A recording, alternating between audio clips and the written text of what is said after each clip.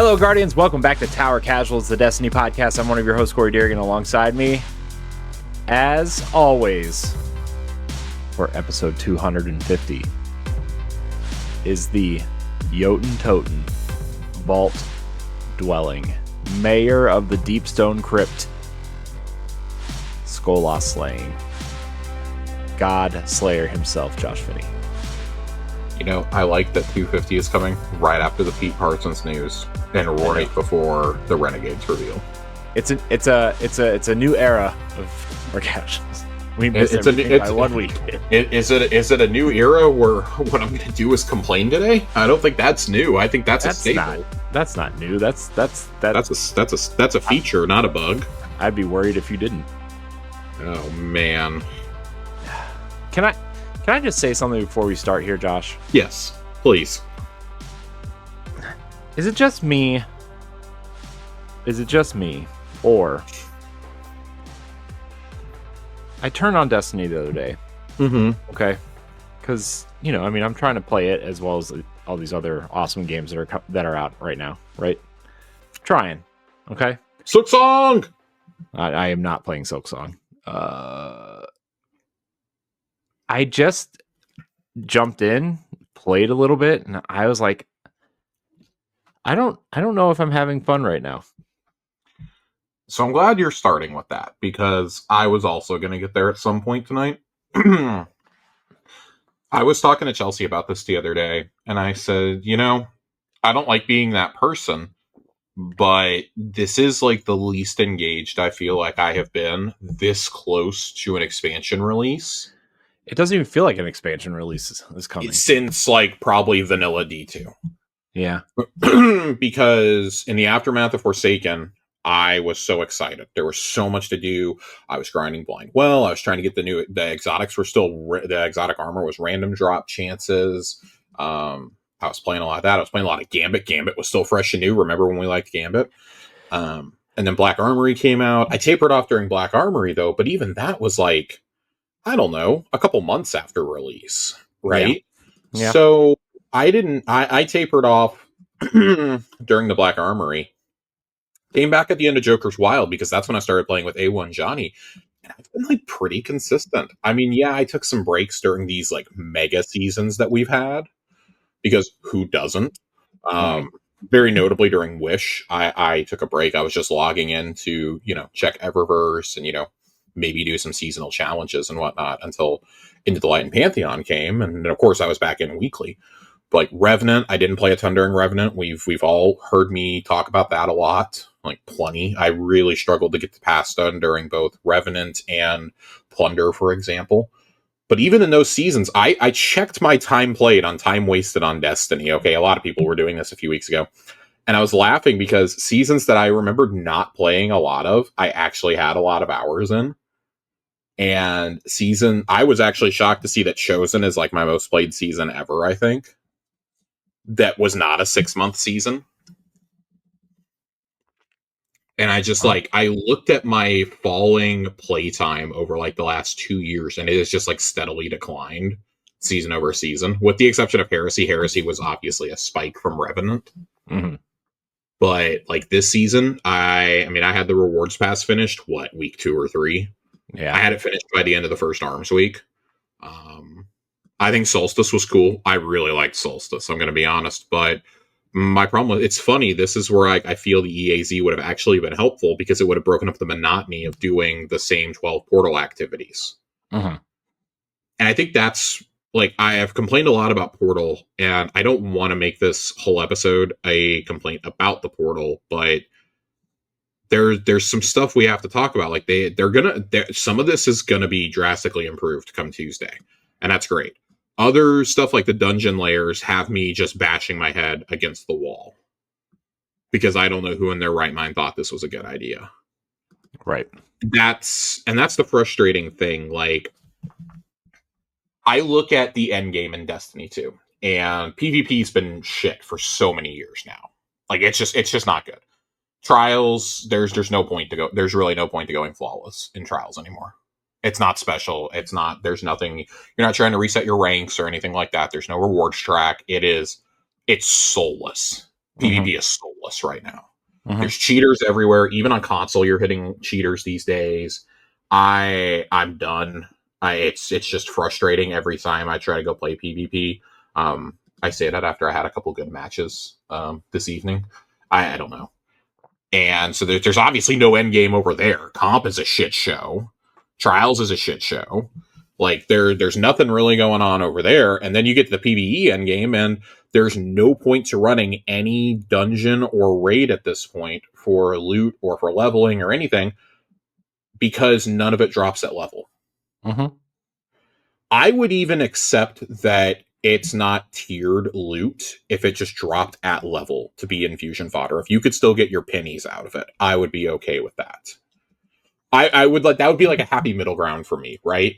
But you can't even get that. You can't even do that anymore. I don't understand why with these dungeon layers, and I'll go into dungeon layers here in a minute. We're going to do the Chwab a little out of order tonight. But I don't understand why you would put 3 encounters from 3 different dungeons. We're getting something from Pit of Heresy.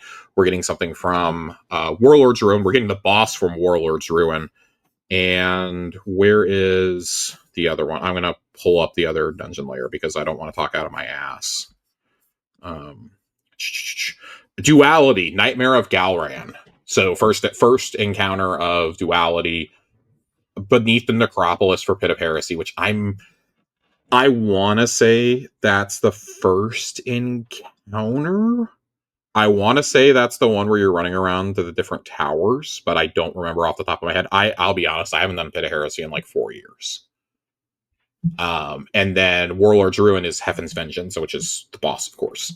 And we saw that in the Ash and Iron trailer today, which cool, awesome, happy that we saw that. I want to know who planned this out, because here's what they say.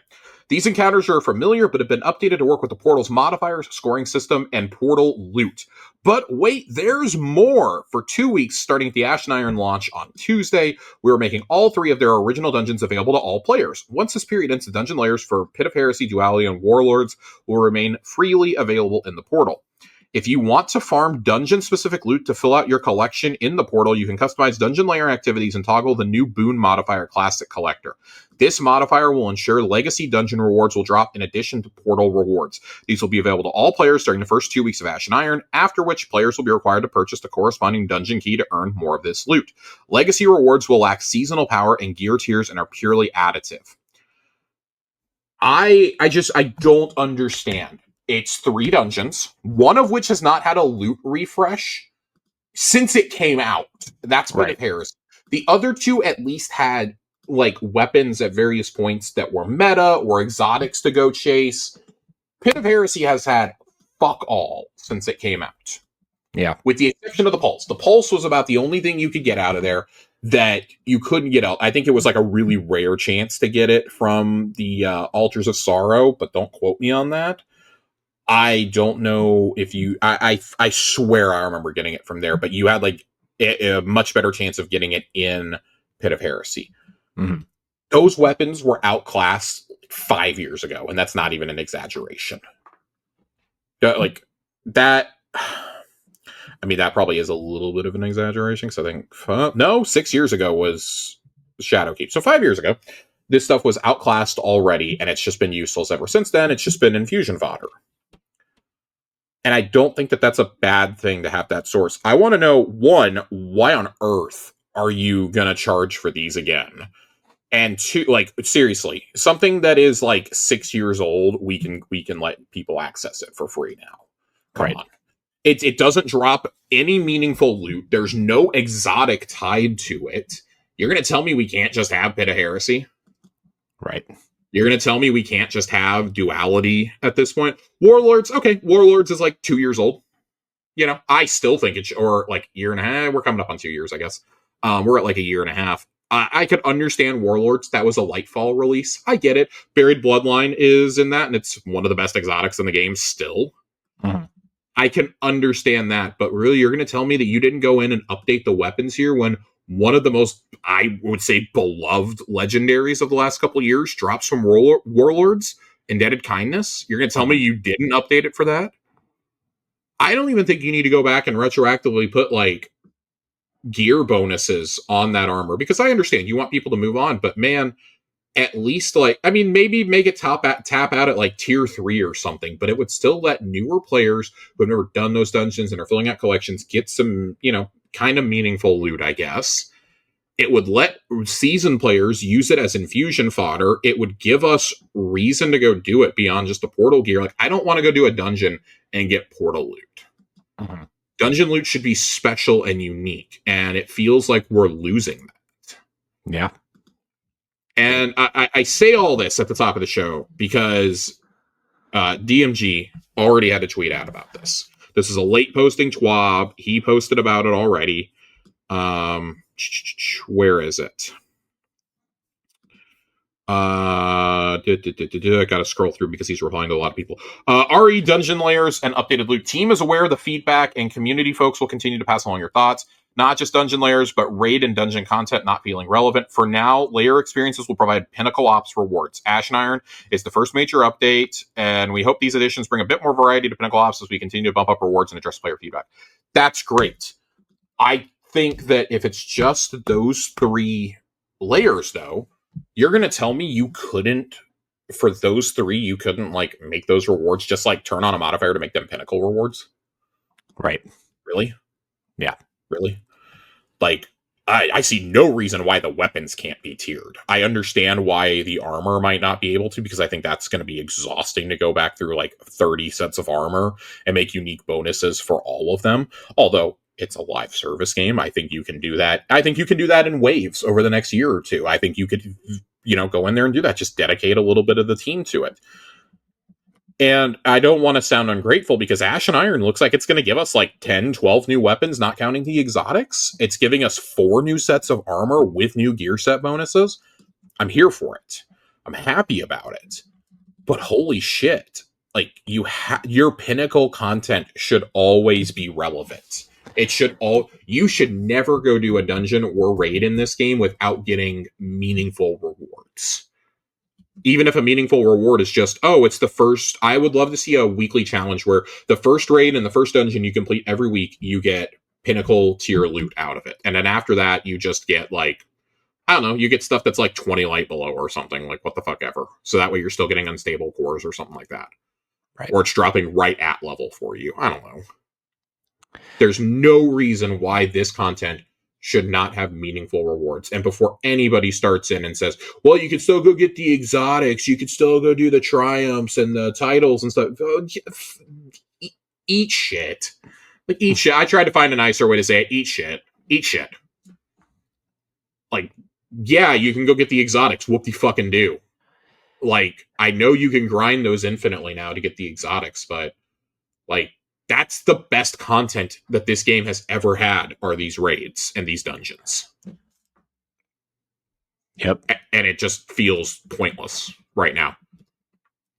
And that's part of why I'm not engaging. Like, a lot of the people that I play with like to do dungeons and raids. And I'm sorry, if I got to do these fucking battlegrounds from Echoes anymore, I might actually scream. I didn't really like doing them last year. I don't like doing them now. I know we got a couple of Hokkaido battlegrounds.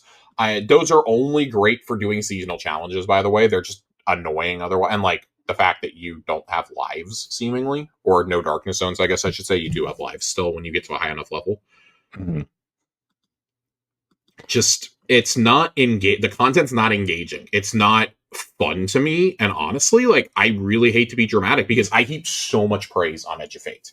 And I think Edge of Fate absolutely deserves the praise that it got for the story, for Kepler itself, for the abilities. I like the weapon suite. I like how the gear system is working. Just the larger end game is awful. It's bad. Yep. And that leads into the first question we have tonight. Oh boy, questions already. Questions already. Yeah, I wanted to go into this. Because Go Birds, our old friend Cade6, writes in and goes, what does Bungie need to do to cook again? I said when we were, yeah, like right off the bat, it's a loaded question, no pun intended. I don't know, because they did a lot of things I wanted to with Edge of Fate. Like, Edge of Fate was so good, I think, on a story level, on an engagement. Like, I felt engaged. I love the raid. I really need to do the raid more. I've done it twice. I love this raid. I absolutely love this raid. The portal sucks. The way to get your loot sucks. Solstice is like the one time it was good because you were targeting the activities that were like your featured activities were not only giving you your featured drops, your bonus drops, they're giving you Solstice engrams on top of that. It was awesome. There were Solstice modifiers. It was a blast. That was so much fun running through and basically just blowing through the hardest content in the game with an SMG and an LMG. You didn't even need your super. You were doing so much damage if you had Temporal Blast on. Mm-hmm. That's the kind of stuff I want to see more of. You want to know what I don't want to see ever fucking again? Heavy metal. I'm so goddamn tired of this being an event. This is only like the third time. It's the third time since they started doing these, I think, that we've gotten heavy metal. It might just be the second, but I swear it's the third. I don't like heavy metal. It's not a fun game mode. You can't really progress the track anywhere else. So you're forced into this awful game mode. I would say what Bungie needs to do to cook is, and that they're making some changes to the portal. I need them to introduce, like, can I get a daily campaign mission maybe from some of the older campaigns?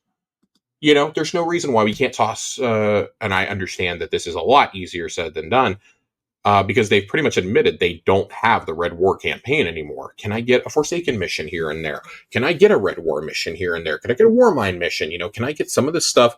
The Saint 14 missions from Season of Dawn. Can I get the Quoria mission? Can I get some of these expunges? What are some other? There's some other story activities I'm sure that we've done in these seasonal stories over the years that I would love to see again as a featured story for the day. Give me that last mission from Heresy. I don't know. Like, give me the last mission from Heresy. Give me the mission with Saint and Osiris from the End of Echoes. You know, give me some of these. Yeah. Because then you're keeping those stories alive, but also it's adding some variety. It's adding some spice to the game. I would infinitely rather go do that stuff than do Battleground Conduit for the 15th time. Or to go do Whisper for the 15th time. I'm already just like so exhausted. I haven't even started the worst grind. I'm like 365 and I have zero desire to keep going. Like, I have basically pulled my teeth to get here. If it wasn't for Solstice, I'd probably still be hovering around like 300. Because I'm so apathetic right now that I don't care. It was by far and away the easiest reward paths to do. You know, which, great. Happy for that, because that meant that, you know, I was kind of checked out once I got that done. Yeah. But I don't like being in this place. Like, the first thing I would say for Bungie to cook again, respect the content that got you here. Respect the raids and dungeons again. I need to see some revamps to the gear. I'm not even saying, like, I need new loot pools, but, like, I need you to introduce tiered weapons at the very least. Yeah. And I think the armor needs to, you know, be brought up to at least level. There's no reason why it can't be. Like, why can that not be infusion fodder for the people who play this game the most, which are going to be your raiders and your dungeoners? Like, I've told this story before, but there's somebody in one of the discords that I'm in who almost exclusively does low man raid content, you know, practicing for the world's first races and this and that. He has placements. And he's massively frustrated because he's being forced to go play content he doesn't want to play in a game that has built itself for years as play the way you want to play with your friends. And he literally can't do that. Because to level, he has to go play content he doesn't want to play. He can't go level in a raid or in a dungeon. Yep. That is insane to me. So I'd say that's number one. Number two. I know that not everyone is going to share this opinion, but for me, it would be get back to seasonal storytelling. 2 expansions a year is not enough story to keep me engaged personally.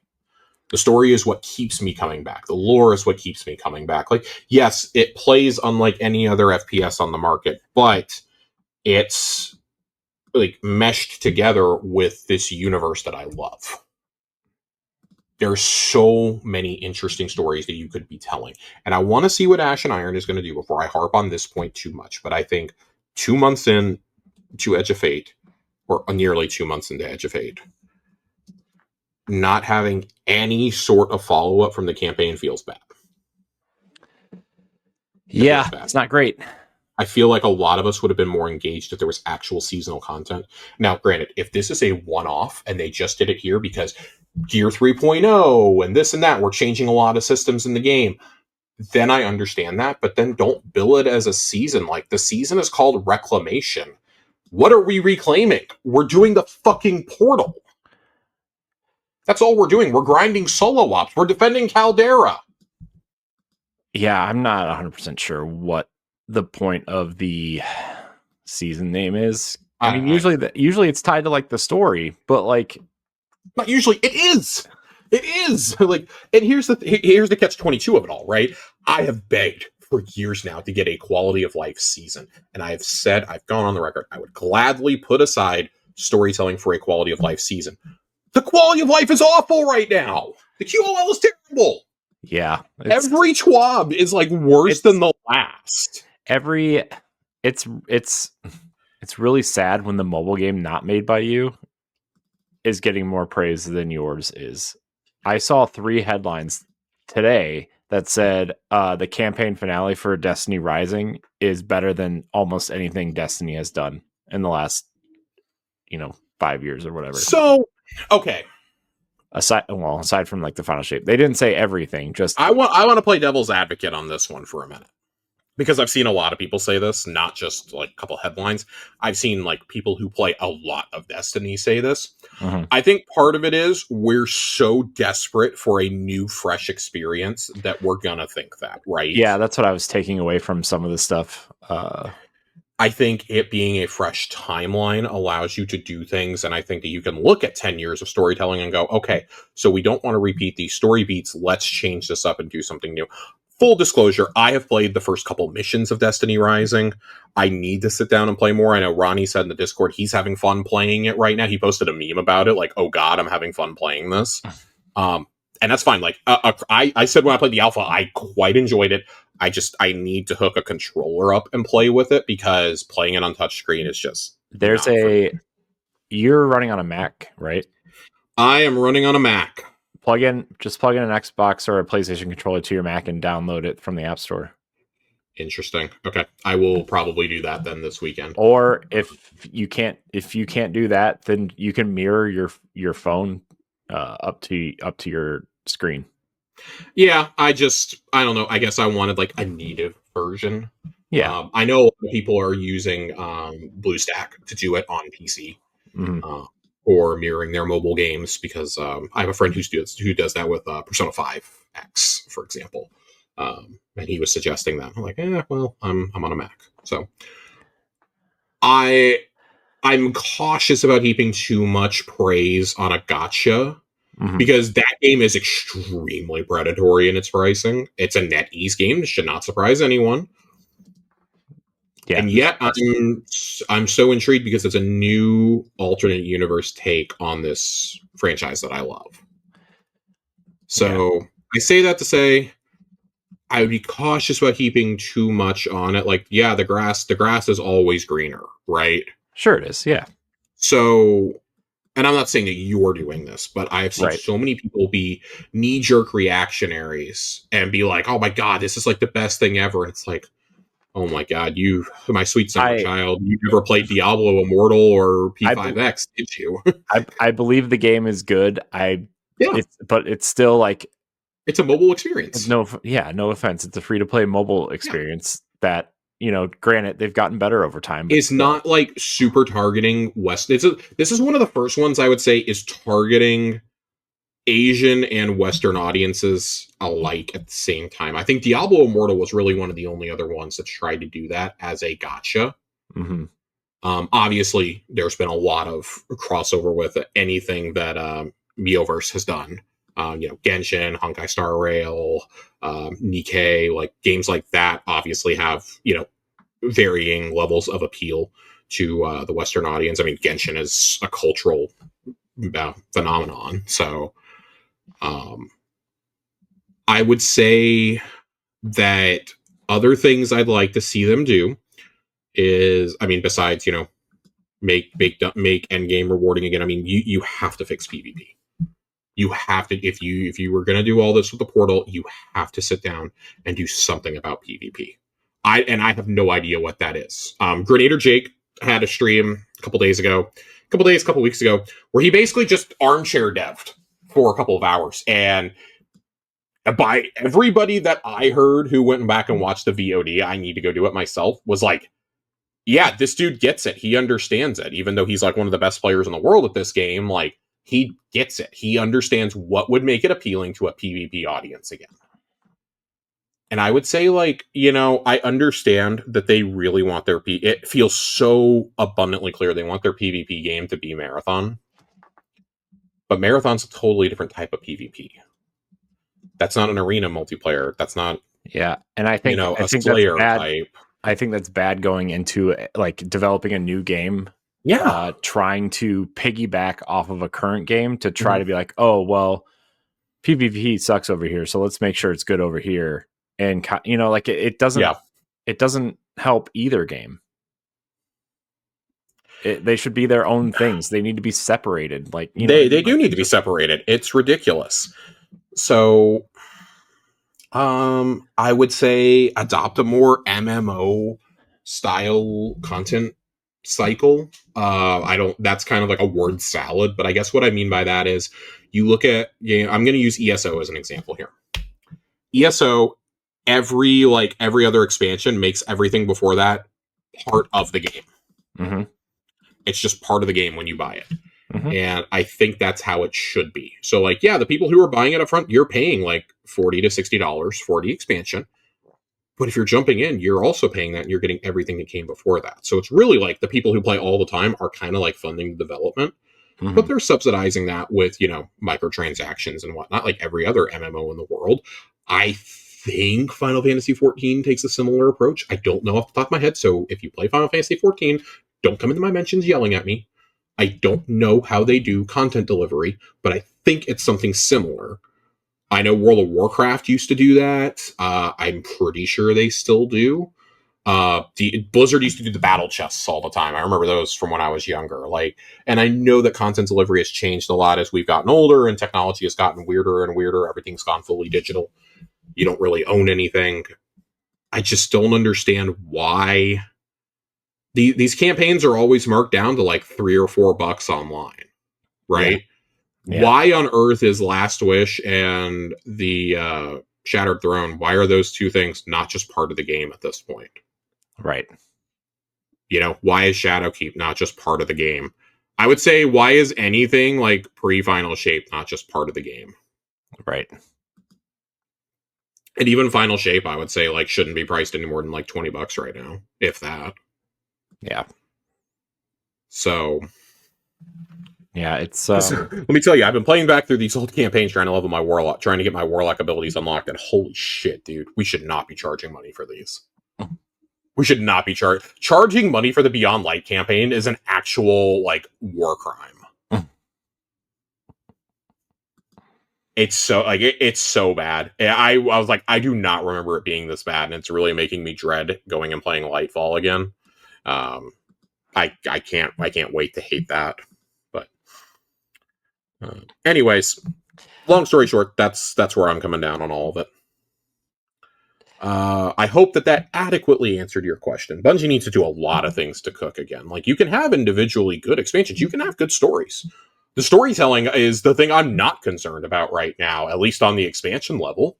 Yeah. I want to see more of it outside the expansions. I think they proved with Solstice that events can be really fun, but then you play something like Heavy Metal and Arms Week and you're like, God damn, this sucks. So it almost feels like they're like, and I know this isn't what they're doing, but it almost feels like they're rebuilding each part of the game one expansion at a time now. Like, which is insane. Yeah. You're 10 years into this franchise. What the fuck do you mean you don't know what to do? Like, I know. I'm frustrated. I'm frustrated, and last week's TWAB and this week's TWAB, both of which we're about to talk about, pissed me off. So yeah, I really think this is what happens when you lose good leadership, right? Yep. Like with Joe Blackburn and you know, Luke Smith and you know these other people who have left over time, right? I'm not talking about Pete Parsons. Everybody, relax. Been fired. Not fired. Gone. Boom. But you know, I that just it shows you what a good director and good producers do for a game, right? You can be the best artist, you can be the best gameplay director, and I'm not saying anybody on that level is doing anything wrong or bad or anything, but like, you know, that the leadership is pushing in making sure the game is getting to where it needs to be, right? And when you lose good leadership, we're seeing it in the product, right? We're seeing it. I mean, you know, it's just, man, I just, it's supremely frustrating. And now that there's so many new leaders in every single department, right? Yeah. Like it's clear that none of them are on the same page, right? Which it's going to take longer than a year for them to gel together and make sure they get on the same page, but still, like, I mean, they've had over a year at this point. It's like, it's so wild because I feel like everybody was on the same page except for two teams, and that's the Crucible team and whoever was in charge of heading up the portal. Mm-hmm. I'll also say, like, events is like, if you're like looking at that meme of like the locked in dragons and then just like the derpy ones are there, it's like you have like the narrative team is super locked in. You have the weapons team getting locked in. You have the people responsible for balances, like, we're a little iffy here. And then you have like Crucible and like Portal over here, just like, and I mean, God, Gambit was just chopped off. Gambit lost its dragon head.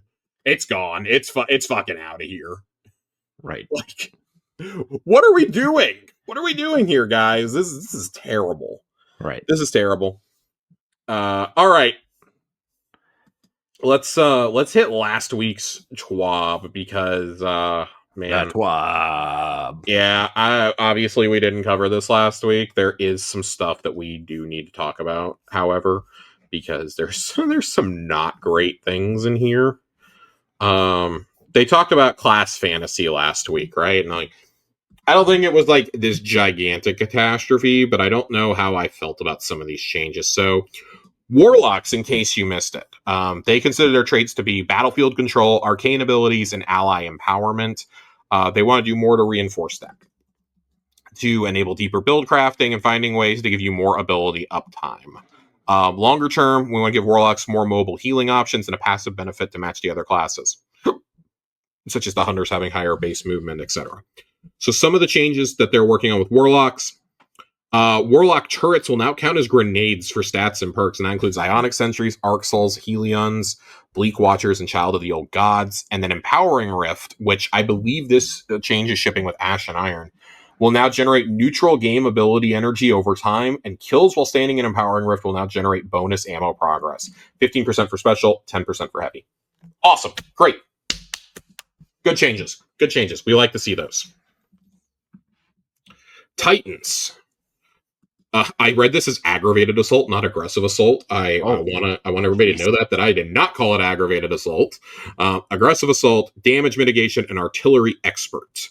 They want to give you more opportunities to flex your tactician muscles. So first of all, you're going to get some updates to the Behemoth, and longer term, they want to make updates to Ward of Dawn and Sentinel, because man, I cannot tell you the last time that Ward of Dawn and Sentinel Titan were actually worth playing. A1 Johnny's fantasy was always Big Shield, and we just have seldom ever had a chance to use it. And God, Bubble Titan, I don't think has been viable for like, no joke, like 4 or 5 years now. Yeah, I don't remember the last time I actually saw a Bubble Titan. I'm aware, as somebody who primarily played a Bubble Titan for 8 years. The last time I think I regularly saw Bubble Titans was, God, was it when I was learning Garden of Salvation might be the last time I remember, because you would run through the bubble on your way to the well, so you had both damage buffs. Uh-huh. That genuinely might be the last time I remember. Oh no, I take that back. Deep Stone Crypt Deepstone Crypt. We would run through it on our way to the bullshit tornado. So, God bless America. Just ridiculous. Howl of the Storm, though, is now going to grant 2 melee charges, and Stasis Crystal spawn patterns will add 4 more crystals. And Bastion is now going to have a faster cooldown in PvP. The movement tech for Behemoth is now wild. That's wild. 2 charges for this. And if you're a Titan, you're investing heavily in the melee. What the fuck, man? I know, man. I hate this. I hate this so much, but I'm so happy for my Titan friends because this is part of that power fantasy. It's a great alternative to the Bubble Titan that no longer exists. Behemoth is fun. So my only problem with Behemoth is like when it's the same issue I have with the melee strand for Titans. It's just it's very, I don't want to say it's hard to control. It just feels very like the range is long and it's hard to control that way, I guess. Right? Because like sometimes I like find myself trying to melee someone and then I fly off the edge of a cliff or something. Maybe I'm just getting really bad at the game, but I feel like I'm always out of control when I'm playing that class. Yeah, I think with Behemoth, I don't think it's like hard to play necessarily, but I think that there is a pretty wide skill gap. Like you can be a perfectly fine Behemoth no matter what, but I think the people who like really understand the movement tech are like elite with it. Oh yeah, in both PvE and PvP. I've seen just a ton of fun when people use it in PvE, like in just constant enemy flowing encounters. It's so fun when people are running that. Yeah. I love it. All right, moving on to the hunters, of course. We got to talk about this. Hunters are rogues. Like we all know this. This is why I play them. I love people with capes and bows. It's great. Hunter traits: attack, precision, infiltration, damage, avoidance. We'd like to give hunters more abilities to help support their fire team. As a support hunter, I thank you. In the short term, we're giving Gunslinger an update. Longer term, we want to address the feedback that Night Stalker relies too much on invisibility, among other things. So I'm actually pretty stoked about this because I run Marksman's Dodge a lot. I run On Your Mark, and I run Golden Gun Deadshot. So I'm very, very excited about this. Stacks of On Your Mark now give weapon stat instead of weapon handling and reload. Max of 40 weapon stat at 10 stacks. If you're running that, you're probably going to hit those stacks pretty easily, I would say, in the average PvE encounter. Rescaled stat count to a maximum of 10 stacks. Precision hits now give 1 stack. Precision final blows give 2 stacks. Precision final blows at 10 stacks now cure you instead of giving radiant. I love that change. There's so many other ways to proc radiant nowadays. Like, I fucking love that. And then Golden Gun Deadshot will now refund ammo on Golden Gun Final Blows instead of on Ignitions. Extends super duration on Golden Gun Final Blows. Duration gain diminishes with Final Blows. Grants less in the Crucible. Thank God, that would have been my... I got to see how that plays out in Crucible before I praise this one too much, because that's primarily where you're going to use Deadshot, of course. Mm-hmm. And then Marksman's Dodge now reloads all weapons on activation instead of just the one that you have currently out, and now picks up nearby ammo bricks on activation. I am stoked about this. I use Marksman's Dodge for everything. I do not, and this is part of why I'm bad at PvP, I do not use Gambler's Dodge. I am not good with Gambler's Dodge. I much prefer my weapons to be reloaded, so I'm right back in the fight. I also like to spam it during boss encounters so that I'm constantly getting my LMG or my rockets reloaded without having to actually go through the reload animations. It's so clutch. So I'm excited about that, especially where I'm swapping between heavy and outbreak pretty regularly. I like the idea of that. So very, very, very excited to see what actually comes of this. But before we can get to today, which I don't think was too bad, there's a lot of buffs coming to like fire team ops and whatnot. In Ash and Iron, we've been over some of this before, so I'm not going to go through too much of it. But yeah, y'all can go read this. We've gone over a lot of this periodically. So The one that caused a lot of problems was the sandbox tuning update that we got that dropped yesterday. That sent people into a frenzy and not in a good way. There are some really bad things in here. I got to be honest with you guys. There's some really bad stuff. I'm not going to hit everything. I'm just going to run through and do like a greatest hits on some of the nonsense here. There are some good things. There's also some really bad things. So aggressive submachine guns are going to get an ADS damage fall off, scaling from 1.4 to 1.5 because they've been nerfed a lot. The CQBs are a lot more effective. They're going to take a larger swing in the future at increasing SMG ease of use. I think that they're pretty useful, but I'm really clutching that Year-Tide Apex right now. I really like that. Spreadshot hand cannons are getting a buff. What? Yeah, these things are getting a buff. This is wild. Now, this is mainly a PvE buff, so kind of okay with that. But increased damage versus combatants by 8%. Thank you. A1 Johnny and I were really riding the struggle bus trying to do whisper with these things to stun champions because we also had to have a specific modifier on, and it was just a huge pain in the ass. Added a 0.1 second delay after firing before you can melee to prevent near simultaneous damage events. Thank you. I've been hit by that a lot. Increased pellet spread angle by 5% and reduced flinch dealt to players by 30%. That is smoother. I don't know if this is drastic enough. We will see. We'll see. But these shotgun hand cannons are menaces. They're menaces if you've been in PvP at all in the last couple of weeks.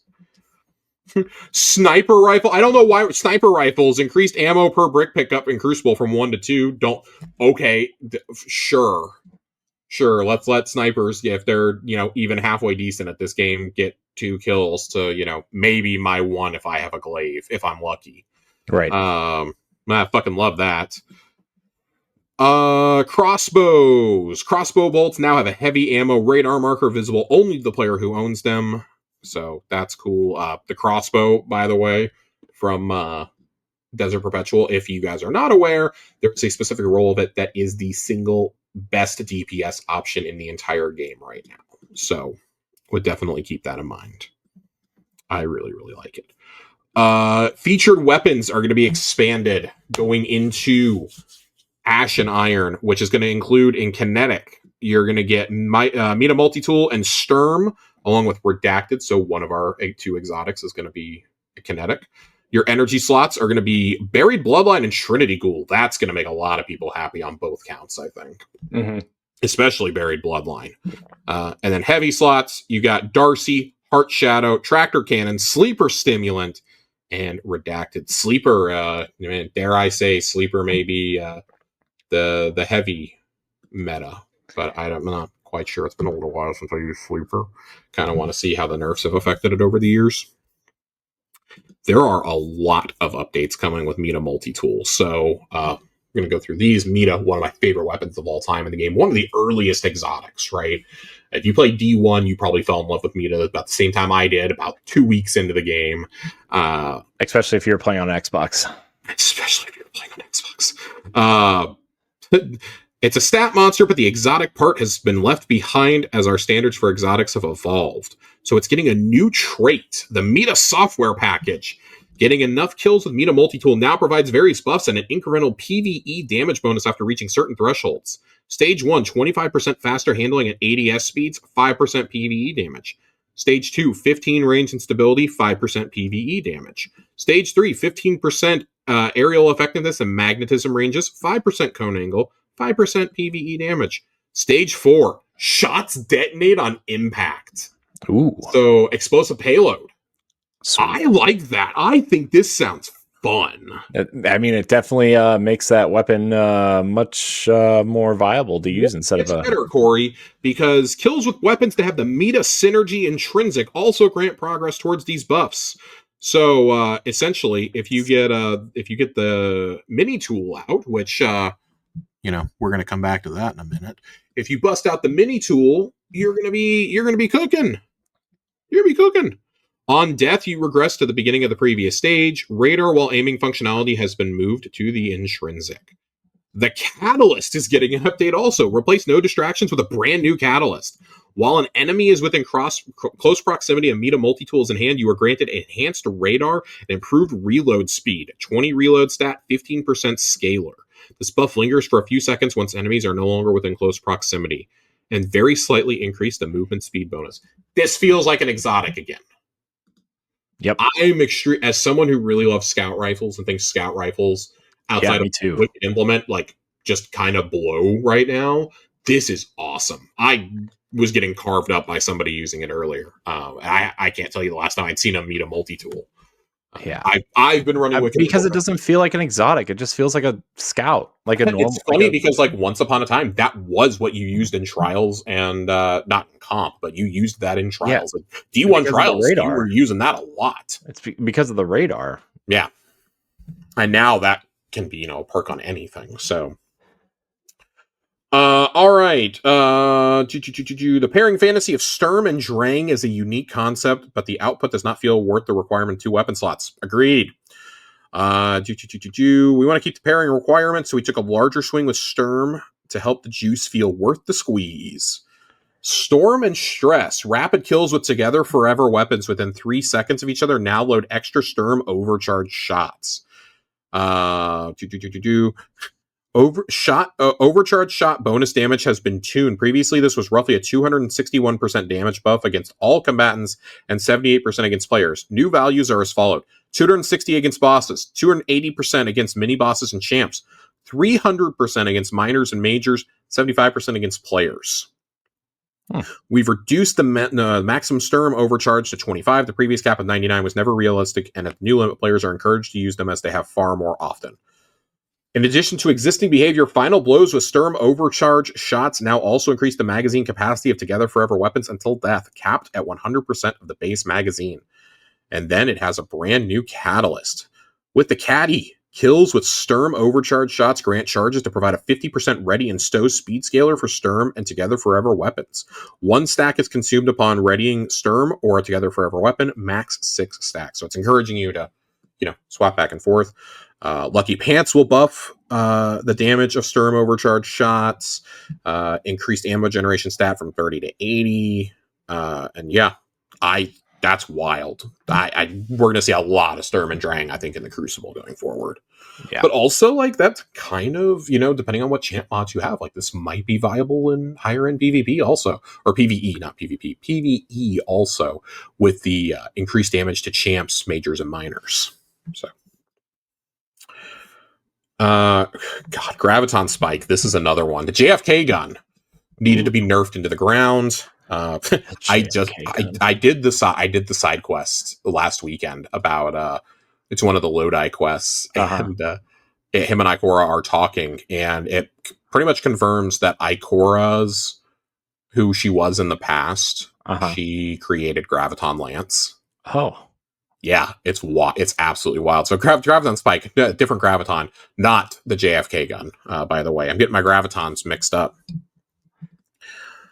We don't want to outright stomp this weapon down in PvP or PvE, so we're taking a small swing, placing a stricter timer on both base trait and unique catalyst to activate. With the amount of targets in our non-Crucible activities, we found the performance remains nearly the same. Early Crucible playtests have shown this change reduces the overall frequency of those high-powered fire modes enough to give this a bit more counterplay.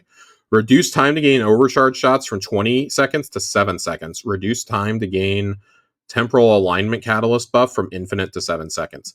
This is not enough. I'm going to be real. The handful of PvP players I've seen talking about this is not going to be enough. I am not good enough at PvP to talk about this gun. All I know is it is a scourge. I understand why people who exclusively play PvP or PvP mains are very frustrated with this gun and are very frustrated with this explanation here, because I really don't think this does much of anything. They're going to need to take a much bigger swing. And this is pretty much Bungie coming out and admitting, well, this was the exotic for our latest expansion. We really don't want to run it into the ground. That's literally what they're saying. Yeah. And I think we keep coming back to this. This is a result of not having enough playtesting and not enough QA, things of that nature. It's a very cool gun, but it is fucking maddening in PvP. This is a gun that if PvP If Crucible was not in this game and was its own separate game like it should have been years ago, this would be an incredible gun. You could go buck wild with it. You can't in its current form. You're gonna have to keep tuning it down, and then eventually players are gonna be like, well, there's kind of no point in using this. So I'm trying to find where we're gonna go to now. Lord of Wolves released the Wolves damage versus bosses by 20%. Congratulations on being like 6 months late to that. Grand Overture reduced the total reserves from 58 to 48. And Omega Strike micro missiles no longer require direct hit kills for enemies to explode. Enemies killed by its blast radius will now also trigger the explosion. All right, cool, whatever. Their goal is so that you're not using this for like as the exclusive option for certain rating counters. Silly. Speaking of being like 8 months too late, Queenbreaker is getting a nerf. Jeez. Okay. Yeah. Reduced damage versus bosses by 8%. Reduced decreased charge rate versus via combat sites by 15%. Guys, the time to do this was like before Ride of the Nine. I don't know how to tell you all this in a nice way, but we two or three phased the final boss of Sunder Doctrine on contest mode using Queenbreaker, and I wasn't even landing all my shots. I mean, and then we did the same thing for Ultimatum Ghost of the Deep, for Ultimatum Spire of the Watcher, and for Ultimatum Prophecy. We just repeated the exact same thing. So, and quite often one phasing. So I don't know what to tell you guys, but this feels like it was way past due. Also, like I don't think anybody has really touched this since Edge of Fate released. I don't think anyone's like really touched it. Yeah, so. I don't think anybody really. Yeah. Okay. Yeah. Oh, okay. Sure. We'll golf clap for it. However, one change that is irritating me a little bit. I understand why they're doing it. It's just irritating me. There is some tuning coming to Outbreak, Barodiad, and Hierarchy of Needs. Aww. Because of the amount of super contribution you get for dealing damage with these weapons. And Outbreak in particular, I mean, I have like 130 super on my build. So I have that plus Orpheus rigs if I'm running my tether, or I have Star Eaters on. You know, Star Eaters, Shards of Galanor, like I'm always running something that's going to refund super energy or give me a bonus to picking up a bunch of orbs. And I gotta tell you, man, when I'm using Outbreak and I'm just like, I've tethered something and I start using Outbreak, like, dude, by the time the tether's over, I already have another one. Like, that's without anybody else popping their supers. It's not uncommon for me to be launching multiples in a boss encounter. That's crazy. It's fucking wild. So I get it. I don't like it because it's the most I've used Outbreak in years, but I'm a little bit annoyed. Slightly reduced nanite-based, damage-based recharge super contribution and reduced damage-based recharge super contribution. Same for Barodiad and Hierarchy of Needs. So that's a little annoying. Well, they finally nerfed the old crowd favorite Thunderlord. They're tired of seeing it clear the entire. I mean, dude, like Outbreak is so silly right now. You basically can just like 6 Outbreak everything in Desert Perpetual and still one phase. It's wild. Like people were 5 feeding. That's amazing. With 5 feats on, just using Outbreak. Jeez. Outbreak and Super, so just fucking wild. Thunderlord. There was an issue with the exotic catalyst, which was causing lightning strikes to refill more ammo than was required to activate it. So, yeah, that you were having too much fun, so can't have that anymore. No more fun for you, Guardian. No more fun for you. Whirling Ovation. I don't have this gun. I can't really speak on this. This is the raid exotic. If this pertains to you, there is a nice little paragraph there for you to read about this. So, yeah. There are some weapon perk changes, such as Burning Ambition, just some timing changes there. Enhanced perk improvements. I am really excited about some of these. Dragonfly, they're removing the reload speed, the +5 to reload speed, and added plus 10% damage to Dragonfly explosions. Ooh. Cluster bombs removed +5 blast radius and added plus 10 damage percent. 10% damage to each cluster bomb. Reservoir Burst removed the stability to add 10% to enhance shot damage. Magnificent Howl removed 5 reload speed, added 5% damage to each enhanced shot. Eye of the Storm removed 5 stability, added 10% effectiveness to all Eye of the Storm benefits. Flash Counter removed +5 inventory, added +1 second to disorient time. Chain Reaction removed +20 inventory size, added +10% damage to the explosion. Headstone removed +5 stability, added a new trait of precision kills always generate large stasis crystal. That might be the most exciting one for me. I am really, really stoked on that one. Chill Clip removed +5 stability, added players can now create slowing detonations from a lower percentage of the magazine. And Hatchling removed +5 handling and added there is a chance to generate 2 threadlings instead of 1. I'm extremely excited about Headstone and Chill Clip, especially Chill Clip because I got the God roll on the Arms Weak Shoddy, so I don't have to play this fucking event anymore. It's great. It's a phenomenal feeling. Nice. I got it with Assault Mag. Dude, that thing goes from like boom, boom, boom as a shotgun to boom, boom, boom, boom, boom, boom, boom. It's so dumb, dude. It goes from like 5 shot speed to like 55. It's so dumb. It's dumb. I don't know if it's intended, and I can't believe I didn't see anything about them nerfing it already. But that thing is dumb, and I love it. I got it with and it has to be with Assault Mag. I got it with Assault Mag, Chill Clip, and oh god, hang on. I gotta actually pull this up if I'm gonna talk mad shit right now. I gotta pull this up. Where is it? Assault Mag Rapid Hit Chill Clip with the and it's a Viced gun, so you've got your choice of Tenacity or Viced Stinger. So yeah, GG's everyone. That thing is an absolute monster, by the way. Oh, I love it so much, Corey. I love it. All right, Temporal Blast, which has been the darling of the seasonal weapon mods, is getting a bit of a nerf, much to my sadness. Womp, womp, womp. Yeah, not particularly jazzed about it. No longer gains progress on splash damage and reduced blast damage impulse by 66%. It increases your shots to ready explosion by 1 to 2 trigger pulls, so it's not too bad.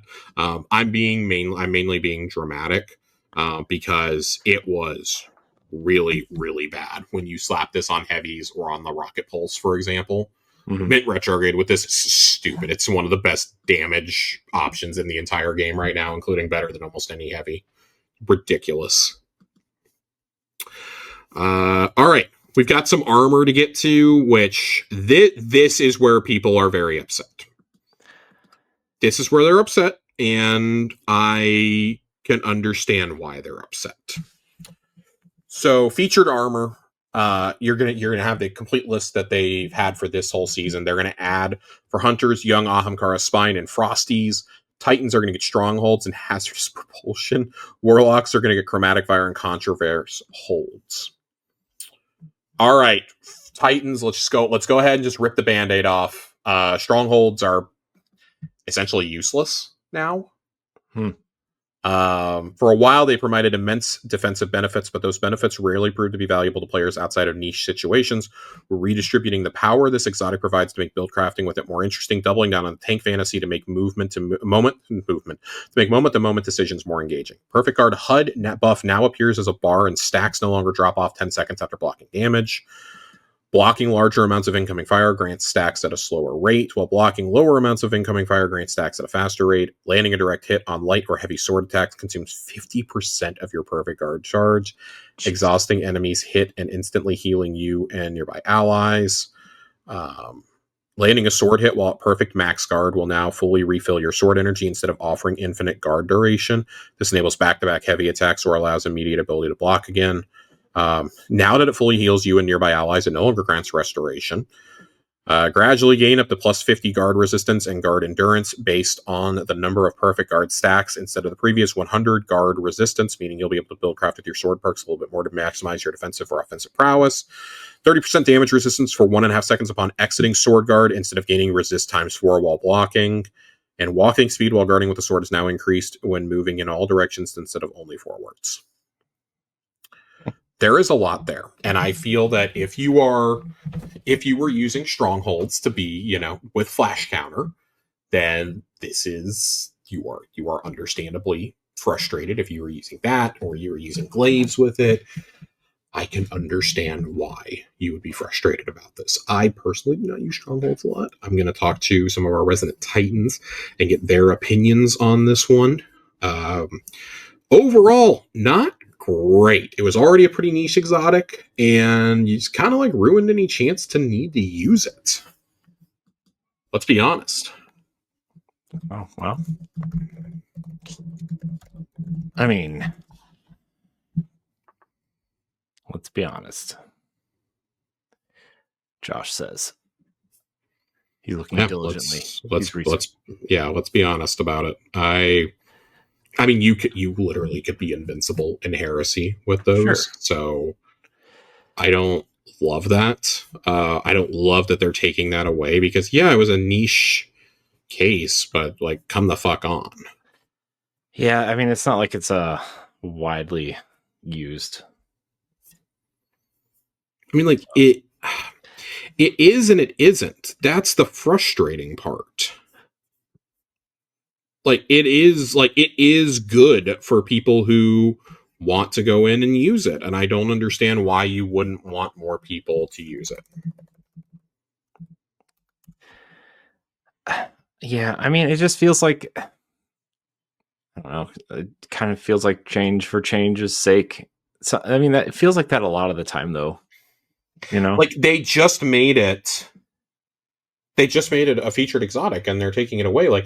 The thing that made it actually usable was the resist times 4 and your restoration, and now that's gone. Yeah. So, and it wasn't even meta. It wasn't even meta. Not even meta, he says. It's not even meta. I don't understand.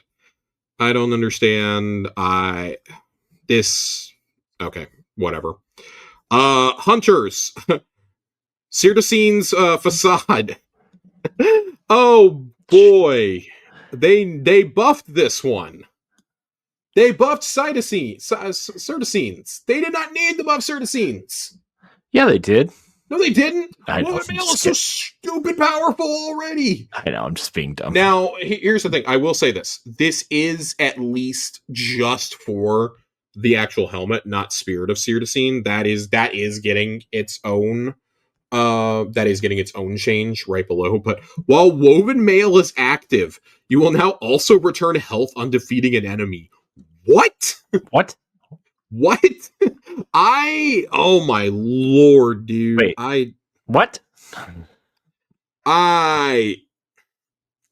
Again, this is another one of those niche exotics. I don't usually see people running the actual exotic. I see them running it on the exotic class item. But I'm convinced this is going to make this at least a little more viable. I personally would be trying to proc it in, I don't know, if I'm fucking around with friends, maybe in a raid situation you would be using, especially if you're using fucking Outbreak for everything. Maybe you use this. Grapple Hunter is still the best damage in the entire game. Atheon dies in 2 hits with Grapple Hunter. It's so dumb. So I don't know what we're doing here. Sure, let's make it even more powerful. More power. But they wanted to balance the Spirit of Cyrdacian perk a little bit more, so Duration of woven mail provided reduced from 10 seconds to 6, and this will be reverted in the next available patch. So they decided that the change was premature, but they were unable to do it before Tuesday's update was locked, essentially. All right, we got 2 Warlock ones we got to talk about, which, again, making people pretty upset, as they should. Oh, boy. Chromatic Fire. Detonation radius on precision kinetic final blow has increased by 36%. No longer applies keywords based on equipped super. Non-precision kinetic final blows also produce a detonation. Radius of the detonation is dependent on how many recent elemental final blows player has achieved. I don't know if I love this, because I think part of what made it so special was the subclass synergy. And taking that away feels weird. Just to me personally, it's a little weird. Yeah, it's a little weird. I can understand why they sat here and patted themselves on the back and thought this was good, but this is one that I feel is going to get reworked at some point in the next couple months. Josh, your backhanded compliment. I'm not trying to backhand compliment. It's just like they thought it was a good idea, and it's not. I know. It makes me laugh the way you deliver.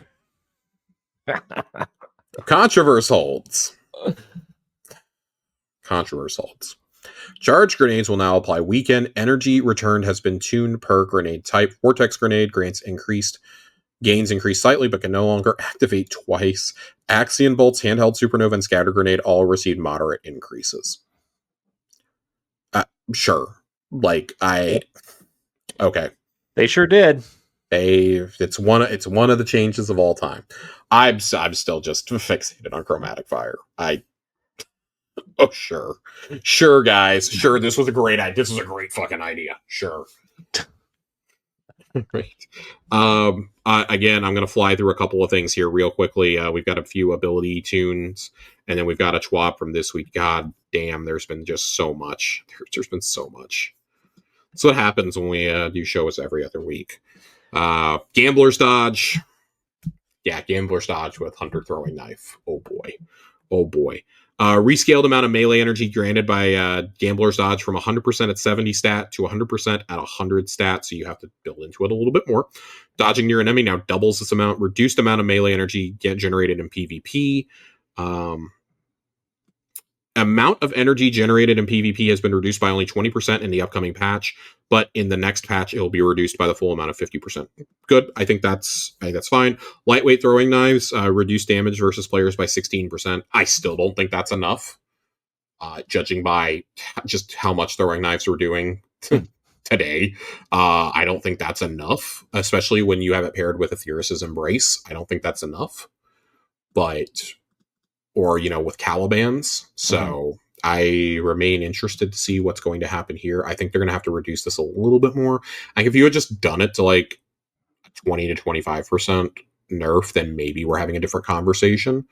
But I do think that the only way it should ever one-shot is if you are getting that precision hit with it. I think it should be a little bit harder to hit that precision hit too, personally. Mm-hmm. That's just me, though. That's just me. And in general, Woven Mail is getting a lot. I will let you guys read a lot of this. For Woven Mail, there's some stuff. Your Woven Mail application will no longer reset duration to original source duration. So like now when you proc it, it's going to be the longer of the 2 uptimes. Cool. Which is between your current time remaining or the new source max duration whenever it gets applied. And then stats, there's a bunch of things with stats here, and that's what I was really talking about. There's a big one here that I do want to address, though.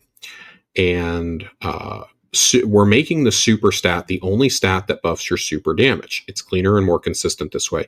Melee and grenade stat damage bonuses no longer apply to the melee and grenade damage done while in super. Super stat continues to increase melee and grenade damage in super. I'm mainly curious to see how this is going to affect Phoenix Protocol. That's one of the main ones that I'm interested to see how this is going to work with. I want to see that, and I want to see how it's going to affect with what's the The Snap Super. I'm completely blanking right now. I'm so fucking tired. The Snap Super. Let's call it Thanos. I'm just gonna call it the Snap. Yeah, the Thanos Super. So, I was gonna see if there was anything else. I felt like there was something else I was thinking of that I can't remember, and it's bothering me. I think it was in last week's TWAB. That I was wondering how this is going to stack with that. We talked earlier about the Warlock turrets, and I think this is part of why this is happening. Because Ionic Sentries, Arc Souls, Helions, Bleak Watchers, and Child of the Old Gods are going to count as grenades now for stats and perk purposes. Mm-hmm. So I wonder if part of this was to get. Oh God, I'm so sorry if anybody just heard my stomach growl very loudly. I wonder if that's part of this and why they're doing it. Yeah, I wonder. That would be my guess. It makes sense, I guess. It does, in fact, make sense, my friend.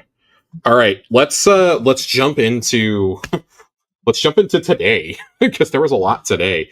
Did you get a chance to check out this awesome trailer? I did. It was good.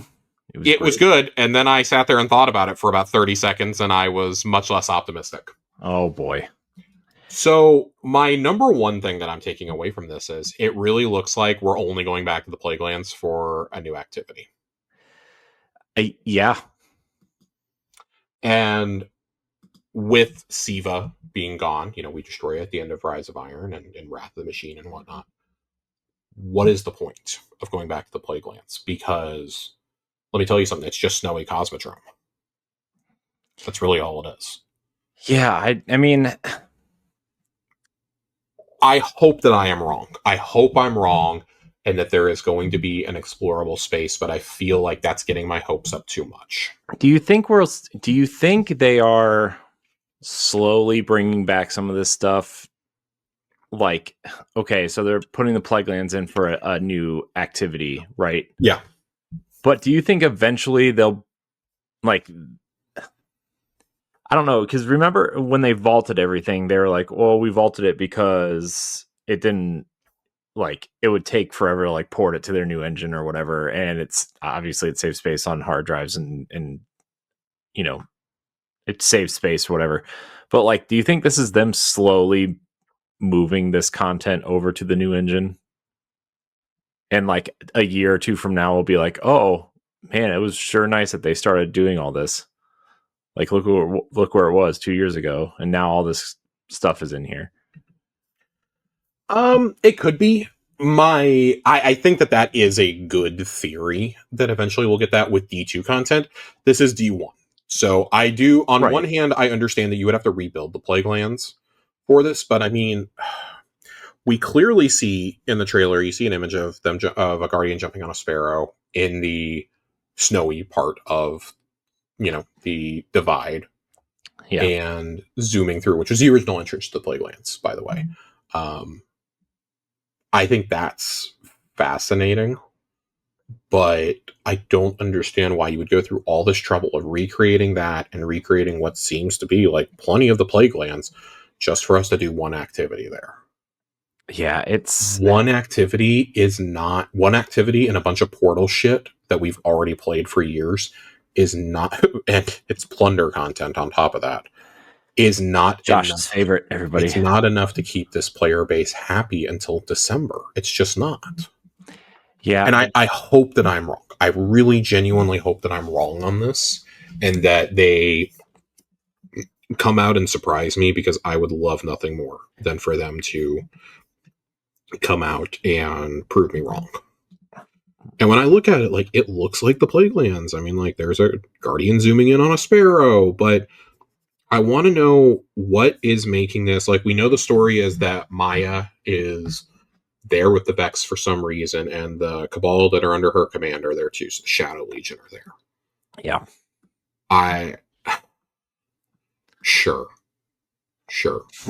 Like, I understand why Siva is not running around rampantly, but, like, what is the story purpose for this, right? Right. I don't think you're going to be explaining that in a 3-person arena activity. Right. and a couple of data pads for me to pick up during portal activities isn't going to be suitable for me. Right. That's not enough for me. That does not make up for a seasonal story. Nor should it be, right? No. So I've got the trailer playing right now. I'm just kind of trying to go through in order of things that I'm seeing. One of the cool things is when they assault the Cabal shield bubble. We're all familiar with those, of course. A pulse rifle that looks like it changes between rocket pulse and normal pulse, which our friend A1 Johnny speculated could be the season pass exotic. Which would thrill me because Mint Retrograde is like one of the best weapons they've ever put in this game. So give me an exotic of that can switch between 2 fire modes. Hell yeah. Yeah, that sounds like a cool one too, right? That sounds... Yeah, it's definitely Strand, so cool. I'm here for that. Strand, you must use the Strand Guardian. Oh, you must use Strand. I'm Osiris. Ooh, I'm fucking useless. They show the dungeon layers, which also not like ultra, hyped about. Already made my feelings on that known. Warsat Heist, the new exotic mission.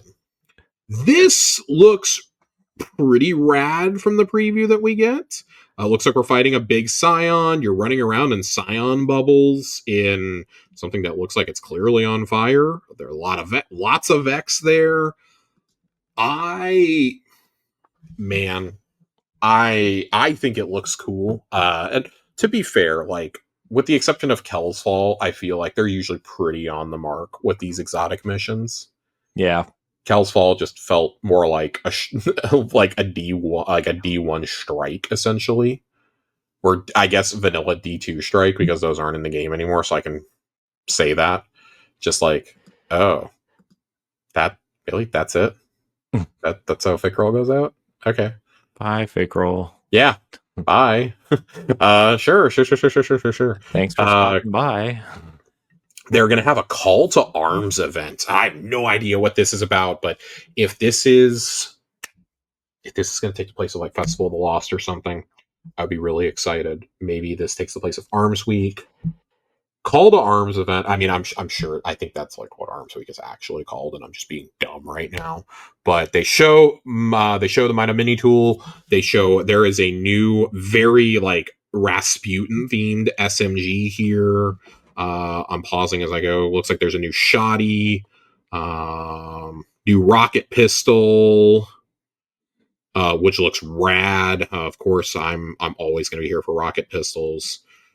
Focus new weapons. You can focus weapons again.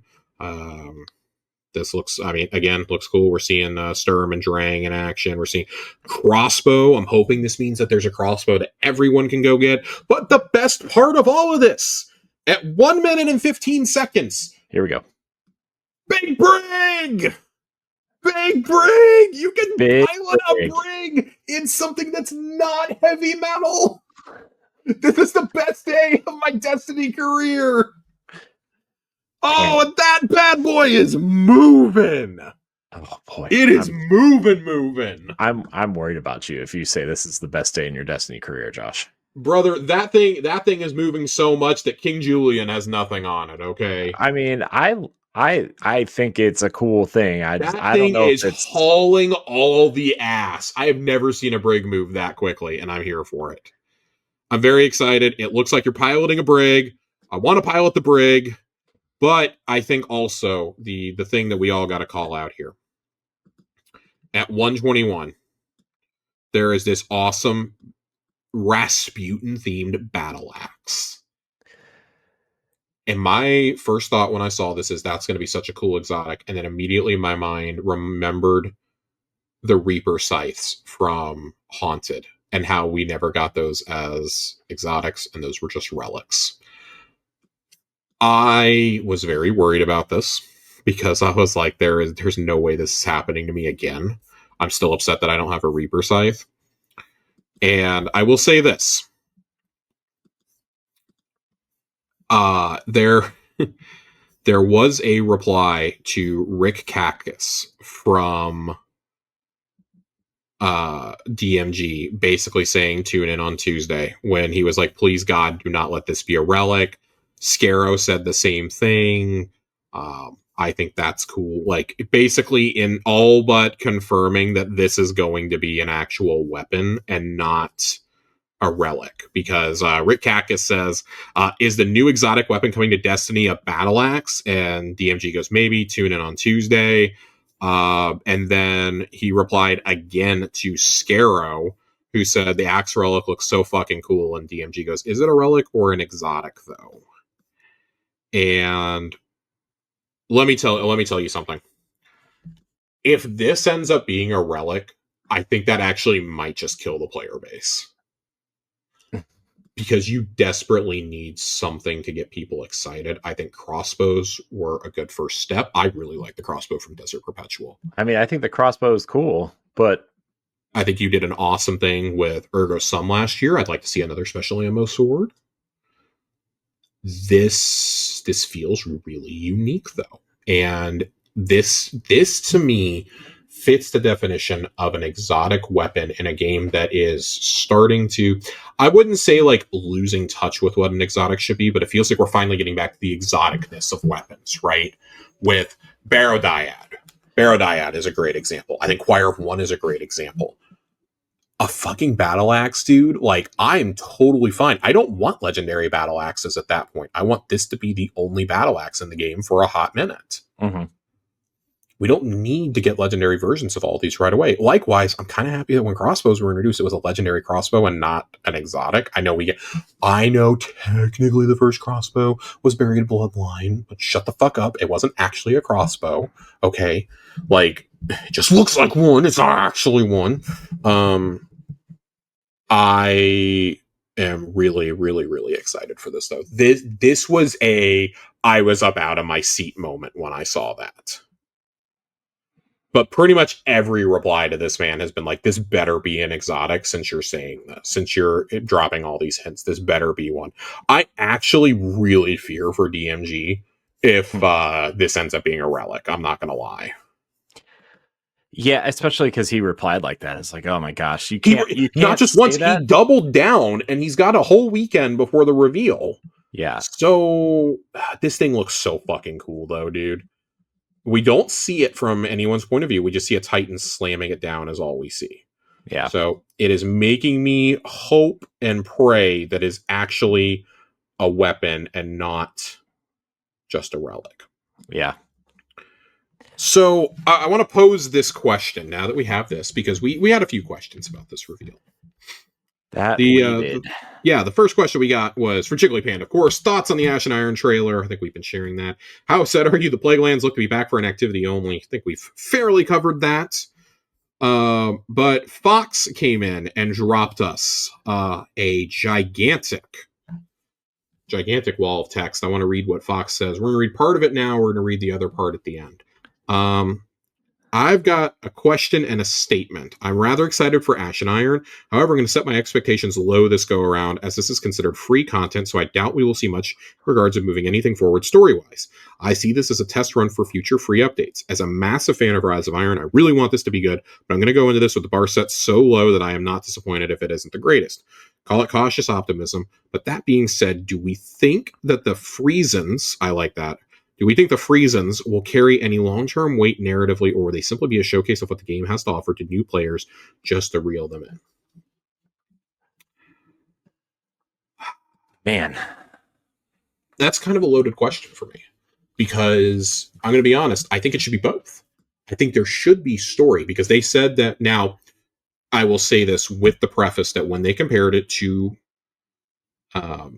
Into the Light, that's what they said these were going to be the size of. I am okay if you don't want to give me a lot of story. I think in this particular instance, advertising, we're going back to the Plaguelands after we just had an example of how to do returning to an old location properly with the Dreadnought and Heresy. If we are just going back there for a singular activity and no story, that is supremely frustrating and upsetting. And I think it's a slap in the face to the Rise of Iron superfans. I'm admittedly not the biggest fan of it, but I think narratively it's kind of fascinating that we're going to go back there and it's for one activity. Yeah. That's really frustrating to me.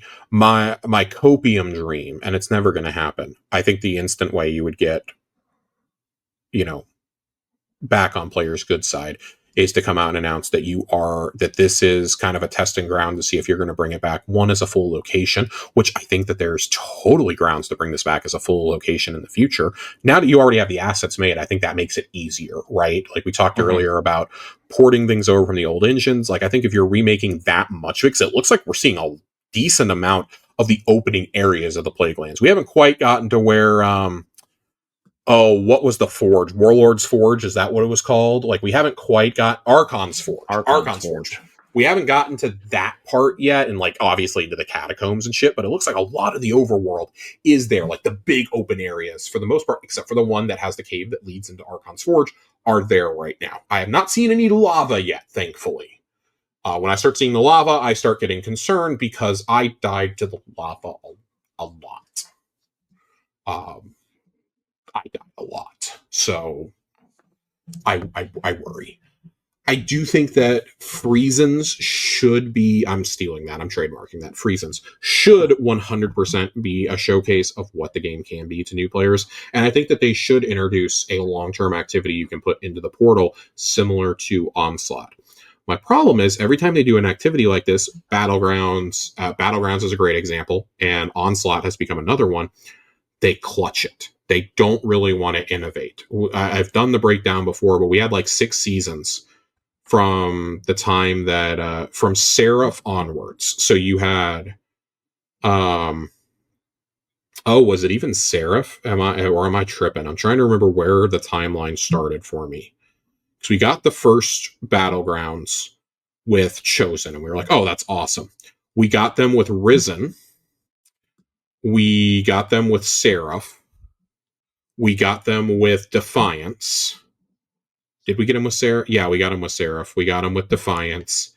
And then we got them with I feel like we got them with another season. But we got Battlegrounds like 3 out of 5 seasons, including 2 back-to-back ones. And that feels really bad because I would have rather you been making new and unique strikes. Yeah. I think Battlegrounds are fine to narratively help tell a story. I think they helped specifically when we were trying to show, and it's funny because I really think that they worked effectively with both Defiance and Risen, because you're showing the struggle on Earth for Defiance that was happening simultaneously with the story on Neptune, right? And then you had it happen again with, or you had it happen previously with Risen, and that was done really well because that was showing you're fighting the rest of the Lucent Hive, and it's spinning out of the Cabal story in the first mission of the campaign. Right. I thought that was a really unique way to do them. But, like, goddamn, it feels bad when that's like 3 out of 5 seasons were just Battlegrounds. Like, and that was our only seasonal activity. If they're there to like accentuate it, fine. But the fact that that was what we were getting for the whole season just felt bad. Like, I think it worked better in episodes. Like, I didn't love it in episodes either when we got them in